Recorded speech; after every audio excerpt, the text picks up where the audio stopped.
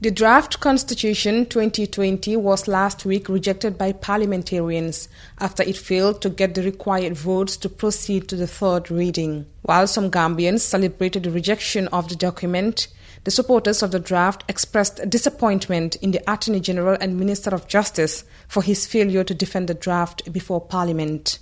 Politicians, including the leaders of the United Democratic Party and Gambia Moral Congress, have accused the Justice Minister of executive complicity, adding he should have advocated for the draft constitution, but instead did what the President and his cabinet told him to do.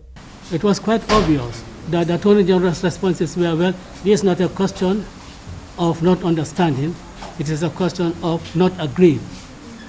And you bring a proposal to the National Assembly, and you want that to be adopted, you should have the duty to speak to it, advocate for it, convince the people that this is the right thing for the country. You just don't come and abandon it and leave it at them. I mean, he's a lawyer. When he goes to court and presents a motion, he speaks to the motion to convince the judge that, look, what I want, what my motion contains, I want you to grant me that. So when he went to the National Assembly, that is what he should do. That Attorney General really, and I think he went there to really do exactly what the President and his cabinet told him to do. That is to say, don't leave it to them. Don't do anything. Don't explain anything to them. Don't try to convince anybody. I wish Batambedu was here. He had passion for this constitution. He wanted to see this constitution through. If he was there, he would have defended it. The lackluster attitude and demeanor of the Attorney General, evidenced through his conspicuous indifference on the floor of the Assembly, is in itself conclusive of executive complicity in defeating the bill. We know, as Minister of Justice, you took this bill to Parliament. Not one word to defend the Constitution. Not one word. Not one word. The demeanor, well, if you like, that's your opinion. You guys, you want to vote for it, well, that's where it is. You don't want to vote for it, well, that's where it is. No, that's not what a Minister of State presenting a government's bill in Parliament, that's not the attitude. You go there to defend the policy and tell the nation why this bill was necessary and why it should be passed. We expected a very spirited argument from the Attorney General to convince parliamentarians and answer their questions adequately.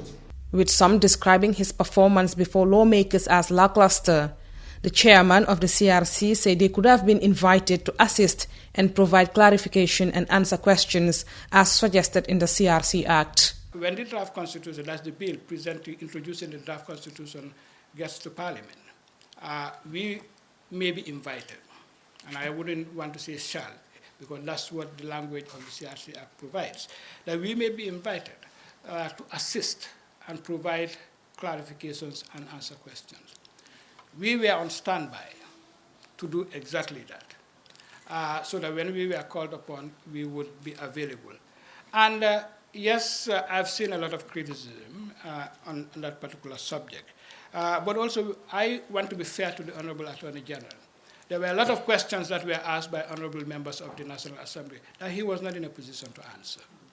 And we were the best persons that would have answered those questions.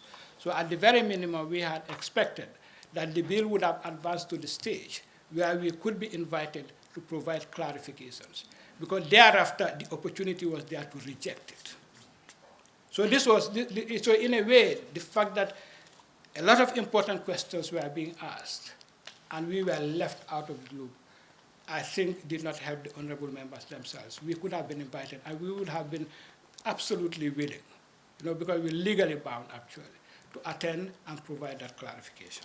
Sadio Brito reporting.